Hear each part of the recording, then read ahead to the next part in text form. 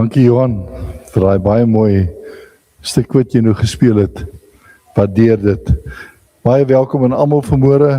Dankie dat julle diens toe gekom het vanmôre.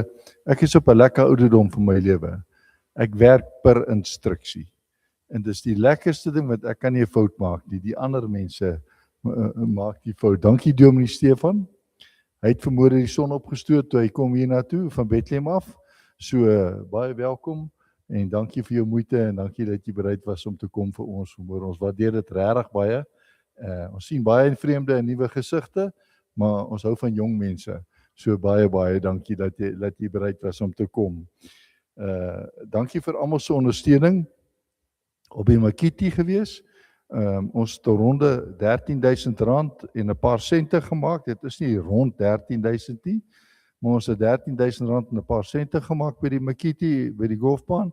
Baie dankie aan almal se deelname wat almal gedoen het daar. Dit word regtig waardeer en die geld kom nogal handig te pas op hierdie stadium van die wedstryd. Dan dat ek die derde een is, dink nie julle is baie bekend met haar nie. Tannie Nelly Botha in die ouer huis is vandag 92 jaar oud. So ons wil net spesiale moeite doen. Anna, jy het nog 'n entjie om daar te kom hoor. Spesiale moeite doen om vir haar net geluk te wens en ja, alle voorspoed vir haar toe te wens vir die jare wat nog voor lê.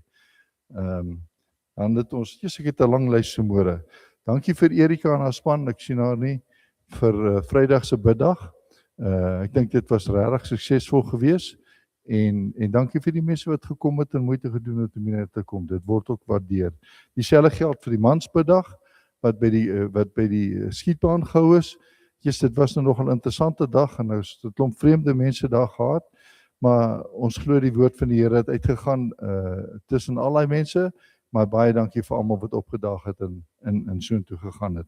En dan die laaste ding is net vir die kerkraad vir die komende synodevergadering. Alle kerkraadslede teken asseblief net jou naam agter in die konsistorie. Daar is 'n lys. Ons wil die lys so volledig as moontlik kry voor môreoggend. Baie dankie. Dankie Dominee, waardeer dit, hoor. Baie dankie oom vir die mooi verwelkoming vanoggend en goeiemôre liewe gemeente.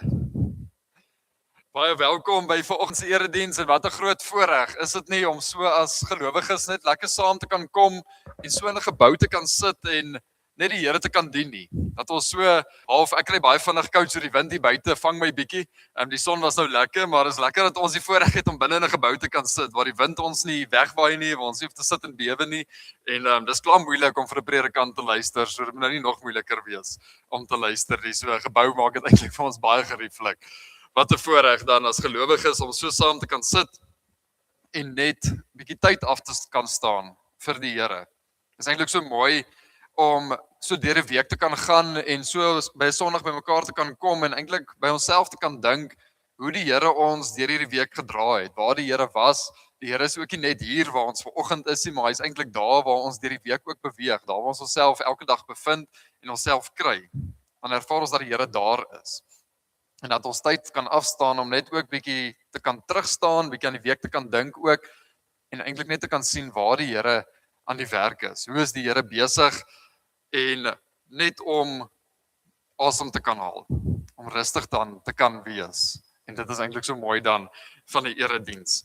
So daarmee wil ek eintlik vra dat ons sal staan, dan sing ons lied 159 vers 1 tot 2 wat ons dan sê God is hier teenwoordig. En dan terwyl ons staan is ek gevra dat al die kinders wat in die kleuterkerk is, dat julle dan terwyl hierdie liedjie, terwyl ons dit sing, kan julle dan ook rustig hier uitbeweeg. Ek dink is by hierdie deur uit net aan die oddie.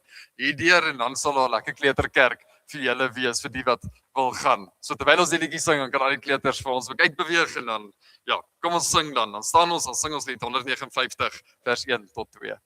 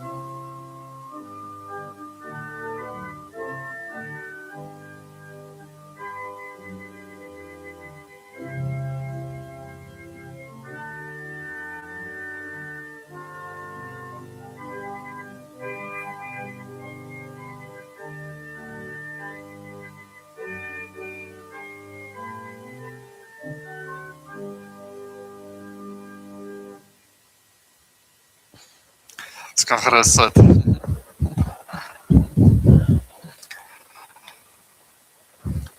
Ons is op 'n baie interessante tyd hier so in ons kerkjaar en as ons die kerkkalender bietjie al volg en die wat al op datum is met dit, sal ons sien dat ons nou hier besig is met lydenstyd. Dit is in hierdie tyd waar ons as gelowiges bietjie dink oor die pad wat Christus geloop het hier op aarde.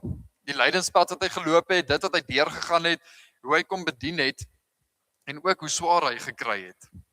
Hoe hard wat sy hartseer hy ervaar het toe hy as mens hierso op aarde was.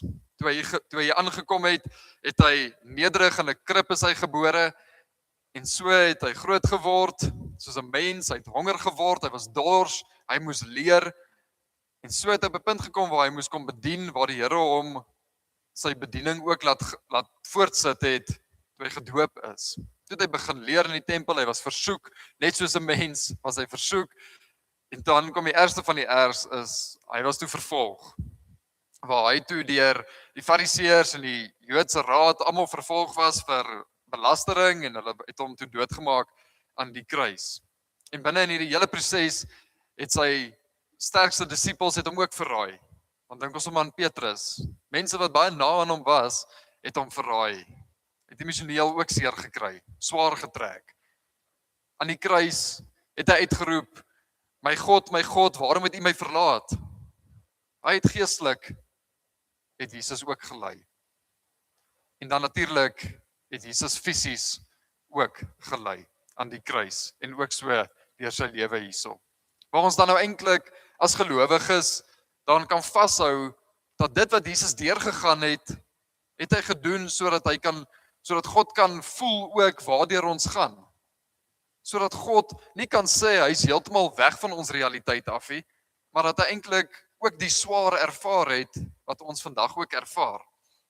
Maar aan dit alles sê ons het hy gedoen om ons sondes te vergewe.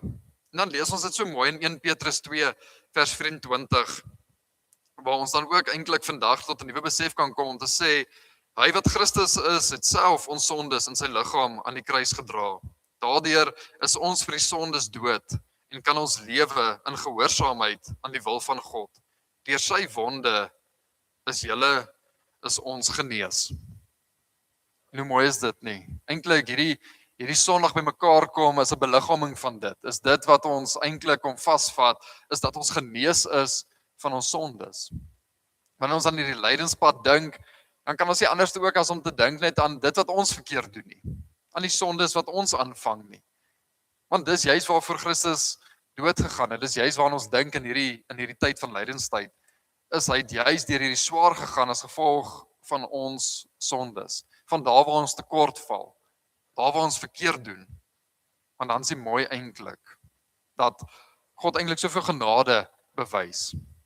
Genade wys deur Christus aan die kruis, deur sy lydenstyd en sê maar al doen julle hierdie dinge verkeerd.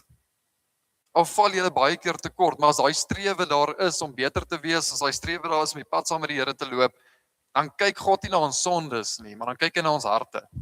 Dan kyk hy na ons intensies. En daarom op so 'n manier is ons dan genees. So met dit wil ek graag vir ons 'n oomblik van stilte gee waar ons voor die Here stil word en al die dinge waar ons tekort val voor sy voete kan kom neerlê en om vergifnis ook vra, maar dan ook op 'n manier bely in sy genade, dankbaar wees vir die genade wat hy ons betoon. Ek sal in stilte breek met 'n gebed.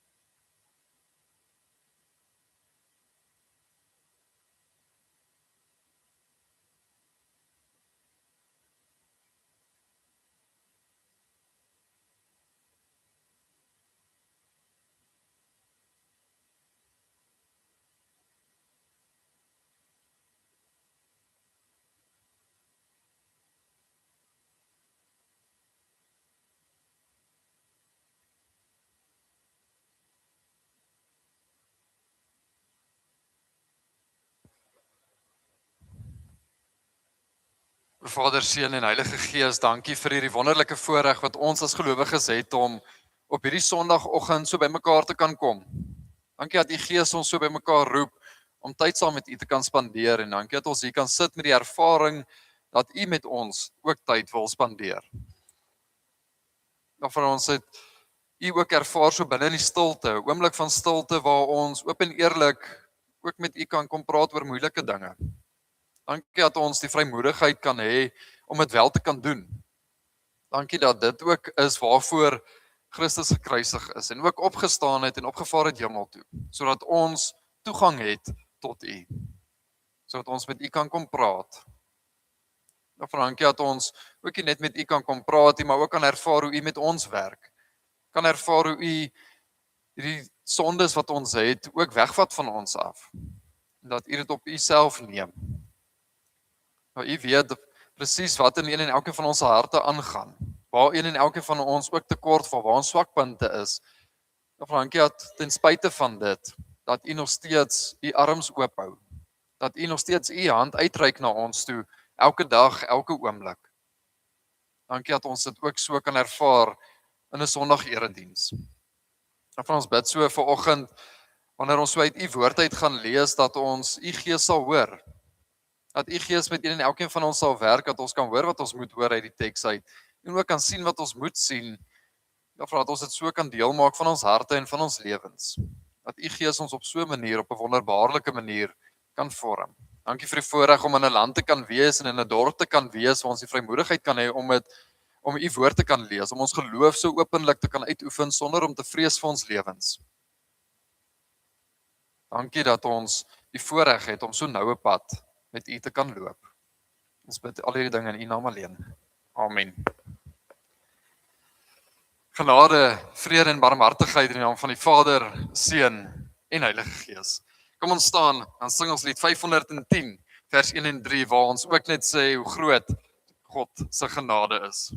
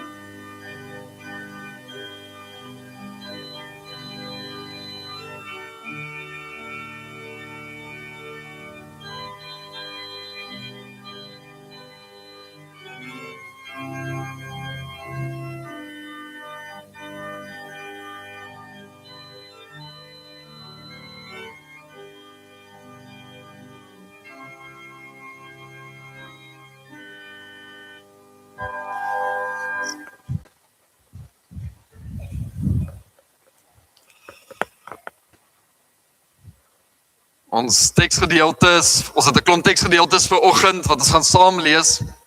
En die eerste wat ons gaan saam lees is uit Genesis 12 vers 1 tot 3 en dan spring ons na hoofstuk 17 toe, na vers 1 tot 7 en dan ook sal ons later 2 Korintiërs 5 vers 17 tot 19 lees.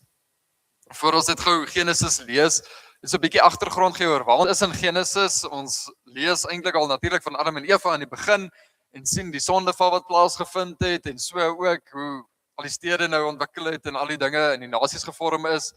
En dan lees ons hoe onsedelik die wêreld geraak het, hoe sleg die mensdom was en dat God so hartseer en eintlik so kwaad was vir sy skepping dat hy alles wou uitwis, alles wou uitroei. En dan lees ons natuurlik die bekende verhaal van Noag en die ark. Hoe God dan eintlik weer met genade gesê het, ek gaan nie almal uitwis nie. En dan vir Noag en sy familie afgesê het en gewaarsku het en met hulle die pad geloop het sodat die skepping nog steeds voort kan bestaan. En dan kom ons eintlik weer by Abraham uit. Hierdie wonderlike gesprek wat ons nou sommer so saam sal lees in Genesis 12 vers 1 tot 3. Ook net voor hierdie kry ons ook hierdie klomp geslagsregisters wat dan ook gevolg het hier na Noag en dis altyd hierdie vervelige goeters wat ons dan lees. En dan kom hierdie verhaal na die geslagsregisters wat ons dan saam lees. Die Here het vir Abraham gesê, trek uit jou land uit, weg van jou mense en jou familie af, na die land toe wat ek vir jou sal aanwys. Ek sal jou 'n groot nasie maak. Ek sal jou seën en jou 'n man van groot betekenis maak. En jy moet tot 'n seën wees. Ek sal seën wie jou seën en hom vervloek wat jou vervloek. In jou sal al die volke van die aarde geseën wees. En dan lees ons dat Abraham het dit gedoen, hy het sy familie gevat, hy het vir Lot saamgevat. Dan is dit ook daai klomp verhale en ook hoe die verband vasgemaak is God en Abraham het weer gepraat en daar moes hierdie beesgeslag gewees het in die helfte deur, soos eintlik hierdie wille storie in ek dink Genesis 15 wat ons dan lees. Maar dan spring ons hier na Genesis 17 toe waar God dan weer met Abraham praat. Toe Abraham 99 jaar oud was, het die Here aan hom verskyn en vir hom gesê, ek is God die Almagtige. Lewe naby my en wees opreg. Ek sal my verbond met jou sluit en baie mense uit jou laat voortkom. Abraham het op sy knieë geval en toe sê God vir hom, dit is my verbond met jou. Jy sal die vader wees van 'n menigte nasies. Jy sal nie meer Abraham genoem word nie. Jou naam sal Abraham wees, want ek maak jou die vader van baie nasies. Ek sal jou baie vrugbaar maak. Ek sal jou tot nasies maak en konings sal uit jou voortkom. Ek bring 'n verbond tot stand tussen my en jou nageslag en al hulle geslagte. Dit is 'n blywende verbond. Ek sal jou God wees en ook die God van jou nageslag. Dit is eintlik groot wat op hierdie oomblik gebeur. Hierdie gesprek wat hier plaasvind is eintlik 'n groot beweging wat God aan die gang weer sit. 'n Nuwe stap wat God weer neem na die mensdom toe, weer na sy skepping toe. En dan sien ons, hy begin by Abraham.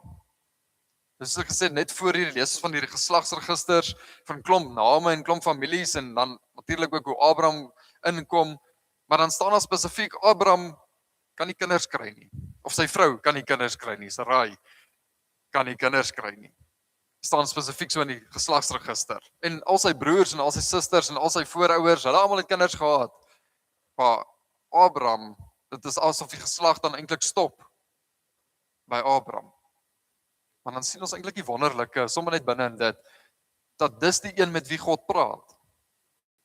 God wat God is. God kon enige iemand van daai geslagsregister gekies het om mee te praat, maar hy kies dan die persoon wat half in die oë van die familie as swak voorkom. Want hierdie persoon, Abraham, kan nie die geslag voorsit nie. Hy kan ook eers 'n seun kry nie. Daarom is dit half as 'n swakheid gesien in die antieke tye. Want die manne het geroem daarop dat hulle soveel kinders het en dat hulle soveel seuns ook het. Want die geslag kan dan, die naam kan dan voortgaan. Want die naam het soveel betekenis gehad in die antieke tye. En vandag is daar ook nog natuurlik die betekenis van 'n naam. In die antieke tye het dit soveel meer beteken. Soveel meer dat wanneer iemand net jou naam gehoor het, het hulle presies geweet wat se tipe mens jy is, met die betekenis wat jou naam dan het. Daarom sien ons, lees ons in hoofstuk 17, God wat Abraham se naam ook dan verander, en ons gaan nou weer ook terugkom na dit toe. Maar God het besluit om met hierdie persoon te praat. Van almal wat in die geslagsregisters opgenoem is dit drie swak ene. En dan kyk wat sê God vir Abraham. Hy sê, gaan weg van jou land af, van jou familie af, van dit waar jy gewoond is, gaan weg van daar af en trek na die land toe, want ek wil hê jy moet gaan, want ek sal jou seën. Ek sal jou 'n man maak van groot nasies sal uit jou uitkom. En dan luister Abraham eintlik en wonder maar hoe? As ek myself in sy skoene moet sit, hoe sal dit gebeur? Ek kan nie eers kinders kry nie. Hoe gaan daar nasies dan uit my uitkom? Maar ons lees dan nie eintlik wat in Abraham se kop aangaan nie, ons lees net dat hy dit gedoen het. Dat hy na God geluister het. En dan het hy beweeg daar waar hy moes wees. En God wat die hele tyd met hom hierdie pad geloop het. En dan hierdie mooi gedeelte dan verder in hoofstuk 17, wat ons dan lees, wat ek sommer weer wil aanhaal, dat dit 'n blywende verbond is. Ek sal jou God wees en ook die God van jou nageslag. Groot woorde wat God eintlik hier sê. God wat van 'n plek af gekom het om te gesê het, ek wil hierdie hele mensdom uitwis. Ek wil hierdie hele skepping wil ek tot niet maak want hulle maak my seer.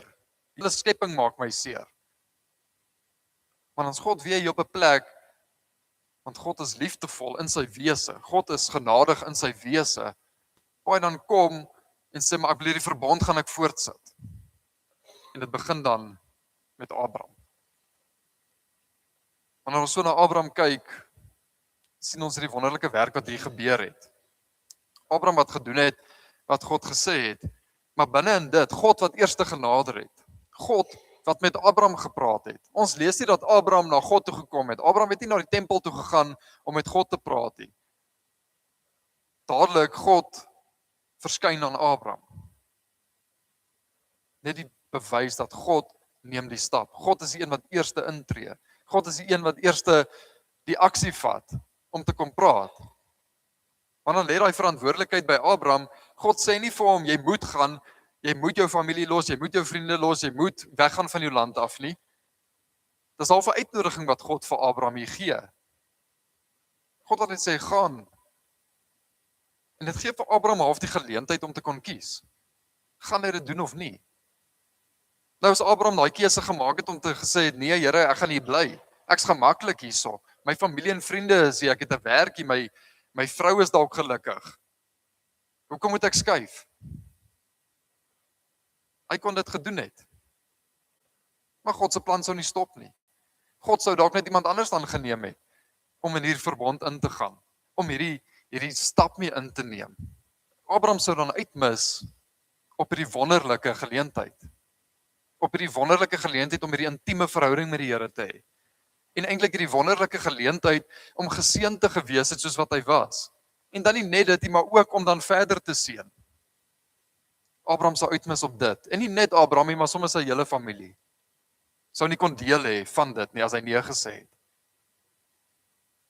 Maar Abraham het gelukkig ja gesê, gelukkig vir sy part. God se plan sou nie gestop het nie, maar Abraham het ja gesê en hy het dit gedoen. Dan sien ons eintlik hier gebeur iets nuuts met Abraham. Hy's 'n nuwe mens. Abraham is nie nou meer die broer van wie ook al nie, of die seun van wie ook al nie.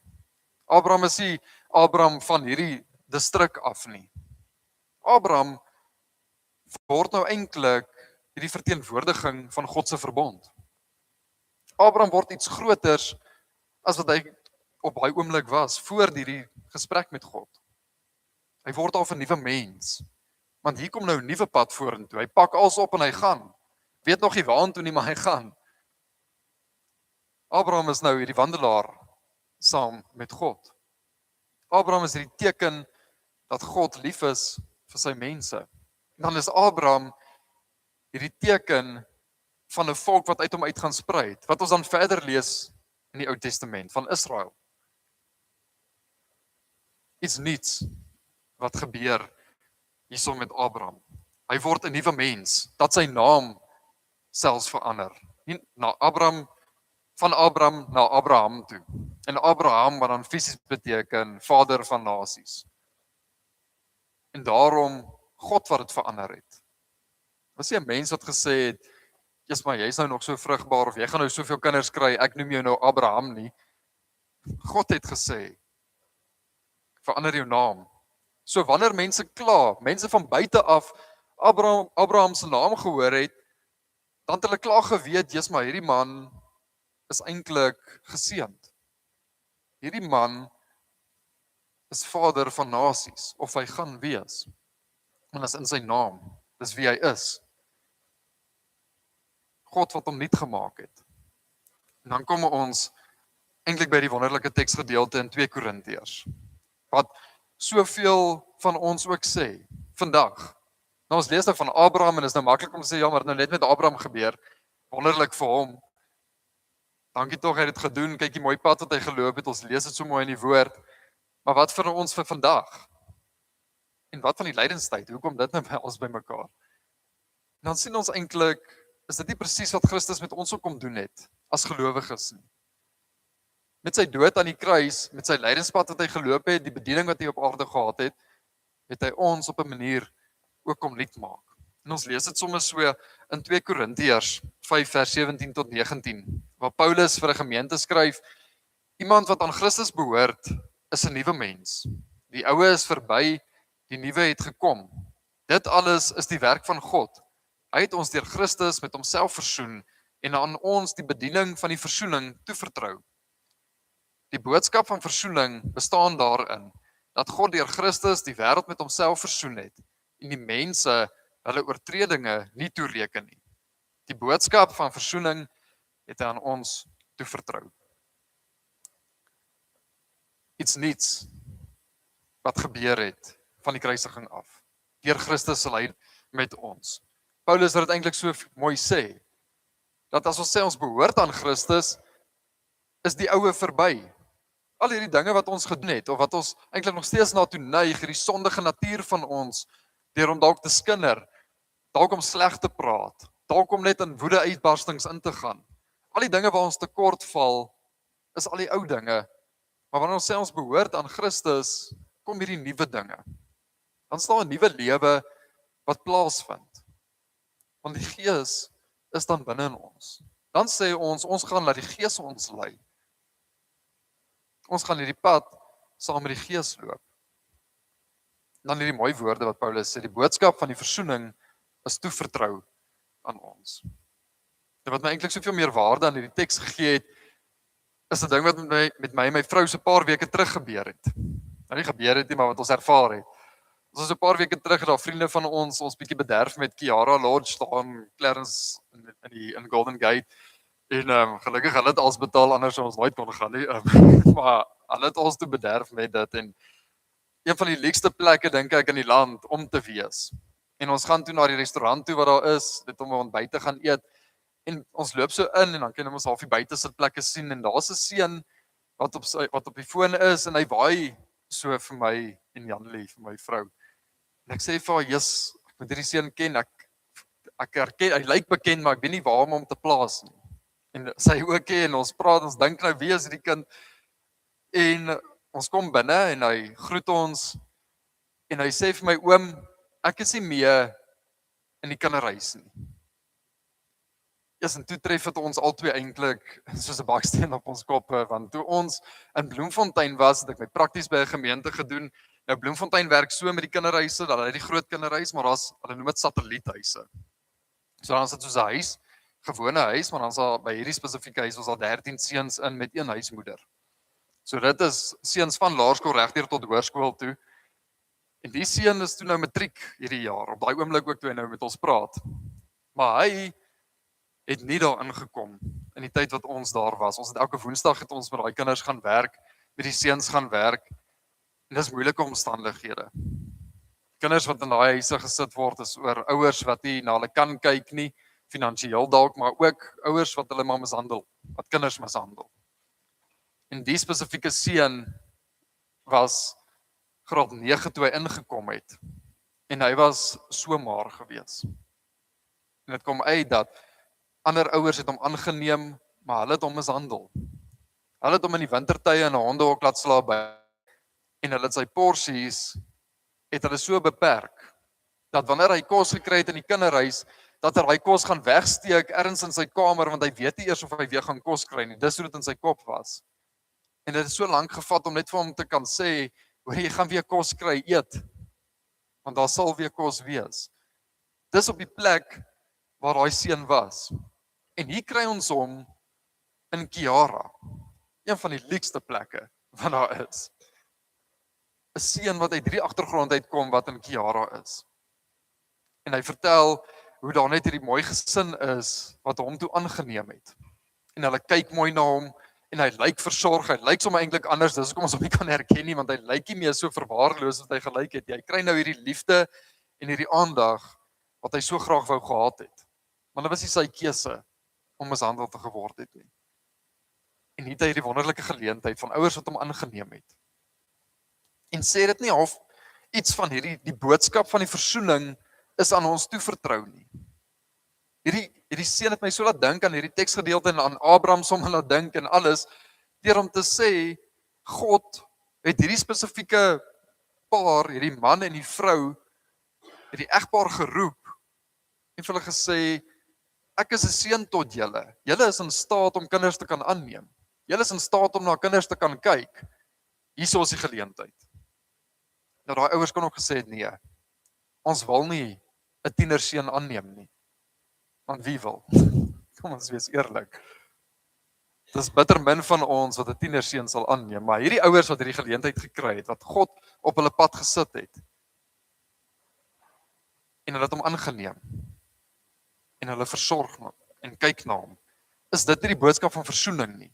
Wat 'n impak het dit nie op hierdie seun se lewe nie? Hierdie seun het iewes skielik maniere, hy het iewes skielik weer lyf gekry, hy's gesond, en hy praat iewes skielik anderste, as gevolg van 'n egpaar wat na die stem van die Here geluister het. Is dit nie wat gebeur as ons sê, ons is nuut gemaak nie? Is dit nie wat aan die werk is nie? Wanneer ons sê, ons behoort aan die Here, sê ons die oue is verby, die nuwe het gekom. Dat ons onsself, net soos Abraham, oopmaak vir God se stem, vir God se leiding. En dat ons net soos hierdie egpaar, onsself oopmaak vir geleenthede wat op ons pad kom, om 'n boodskap van versoening te kan uitstraal. Hoe wonderlik is dit eintlik nie dat God ons so roep nie. Dat God so noue pad met ons loop, dat hy sê, hierdie dinge wat ek op aarde gedoen het, hierdie dinge wat ons lees in die Bybel, vertrou ek toe aan gelowiges. En dit kom nie eers uit ons eie krag uit nie. Wanneer ons sê, ons is toevertrou aan hierdie boodskap, ons wil die wil van die Here doen, ons wil die leiding van die Gees hoor, kan ons dit nie vanuit onsself uit doen nie. Abraham kon ook nie vanuit homself uit die Here nader nie. God moes hom nader.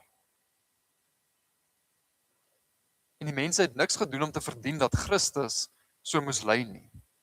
Niemand van ons en in die verlede het gevra, Here, stuur vir Christus dat hy hierdie pad loop nie. God het self besluit om dit te doen. So dis vanuit God se krag uit dat ons toevertrou is aan hierdie boodskap, wat ons hierdie boodskap kan uitleef en hierdie boodskap op 'n manier kan verkondig. En dit is nuut maak. Dit is wat nuut is in ons lewens. So daarom, daar waar ons onsself bevind, het ons eintlik hierdie voorreg om hierdie nuutmaking, hierdie nuwe lewe te kan uitleef. Om dit te kan deel op 'n manier. Nou, een van die bekende teoloë kerkvaders, hele paar jaar terug, het gesê, verkondig die evangelie, maar indien nodig, gebruik woorde. Verkondig die evangelie, maar indien nodig, gebruik woorde. En dis presies dit. Dis net die manier hoe ons as gelowiges die alledaagse dinge doen. Daar waar ons by ons werke bevind, daar waar ons onsself dalk in 'n aftreeoord of waar ook al ons is. Daar waar ons is, die manier hoe ons onsself handhaaf, getuig baie meer as om teksverse uit ons kop uit te kan noem. Dit is die boodskap van versoening wat uitgestraal word deur ons alledaagse manier van deur die lewe beweeg. Dit is om hierdie nuwe lewe eintlik deel te maak van ons. Dat ons net, dalk wanneer iemand 'n skouer nodig het, om daai skouer te wees. Dit is dalk net wanneer iemand 'n stuk vriendelikheid soek binne in hierdie onvriendelike samelewing, om daai vriendelikheid te wees. En om dalk, wanneer ons kyk na hierdie vervalle land van ons, en al hierdie swaar wat ons ervaar, om dalk net daai persoon te wees om te sê, maar daar's hoop. Waaraan hou ons vas? Hou ons vas aan ons lande, hou ons vas aan hoe goed dit met ons omgewing gaan, of hou ons vas aan die pad wat die Here met ons loop? Want God kan dit enige oomblik van ons al wegvat. Net soos wat hy met Abraham gedoen het. Abraham kon vasgehou het aan sy familie, Abraham kon vasgehou het aan sy mense, aan sy land, aan sy besittings wat hy gehad het. Maar God sê vir hom, los al hy goed en loop. Gaan weg van dit af. Nuutmaking, nuut wees, vereis baie keer dat ons dinge moet prysgee. dat die oue agter ons gesit moet word en dat daar iets nuuts kan gebeur, want dit gee vir God dit gee vir God die geleentheid om 'n seun te kan wees. Hoeveel keer praat Genesis nie van ek sal jou seën, maar jy moet ook dan 'n seën vir ander wees, sodat jy 'n seën vir ander kan wees. Daarom met hierdie nuutmaking, wanneer ons sê ons is 'n kind van God, ons ervaar hierdie lyding, ons loop hierdie pad saam met die Here, dan sê ons en ervaar ons dat God ons seën met sy genade, met sy liefde, met hierdie groot voorreg om met hom te kan praat, die pad met hom te kan loop, sy leiding te kan ervaar. Met daai seëning, as ons dit sien, dan sê ons kan ook 'n seën tot ander wees.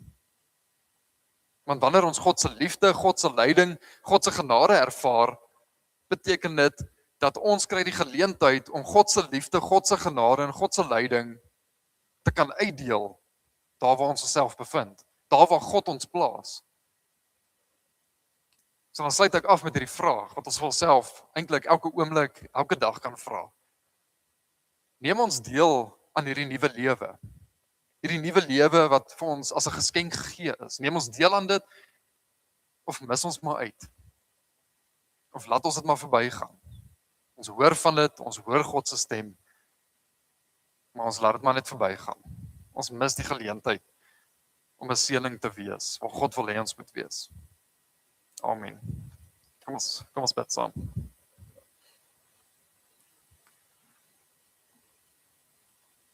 Hemelse Vader, dankie vir hierdie wonderlike voorreg om so teksgedeeltes te kon lees vanoggend. Dankie vir 'n pad wat U duisende jare teruggeloop het met Abraham. Dankie dat ons dit vandag ook nog kan lees en ook onsself binne in Abraham se skoene kan sien. Dankie dat U ook vir Christus so gestuur het aarde toe. Want ons het dit glad nie verdien nie. Ons het niks gedoen om dit te verdien nie, hierdie genade te verdien nie. Maar ons is net dankbaar daarvoor. Vader, dankie dat U net by die kruisiging gebly het nie. Dankie dat Christus nie net dood is nie, maar dat hy opgestaan het en nog steeds lewe. En dat hy opgevaar het en die Gees in ons kom plaas het. En dat dit beteken dat U nog steeds vandag aan die werk is. Dat U vandag nog steeds seën. Omdat U Gees ons so sensitief maak vir U seëninge, vir U genade, U liefde binne in ons lewens. Sodat U Gees ons dan so kan lei om liefde te kan uitstraal in 'n liefdelose wêreld. Om genade te kan uitbeeld in 'n genadelose wêreld. Ja Vader, ook om hoop te kan uitstraal in 'n hopelose wêreld. Dankie dat U ons so seën, sodat ons deur U Gees ook 'n seën aan ander kan wees. Vir ons net 'n groot voorreg om so as gelowiges net by U woord te kan kom stil word, te kan hoor wat U sê, en dan net weer te kan besef hoe intiem besig U met een en elkeen van ons is. En nie net met een en elkeen van ons individueel nie, maar hoe U intiem besig is met 'n gemeenskap, met 'n skepping. Al lyk dit nie altyd so nie. Al lyk dit de mekaar en verward. Vader, maak ons sensitief vir daai lyding. Dat mense kan ervaar dat U nog leef, dat mense kan ervaar dat U nog seën en dat U nog steeds aan die werk is. Dankie ons al die dinge mag bid en ons bid dit als in U naam alleen. Amen. Kom ons dien die Here met ons offergawe.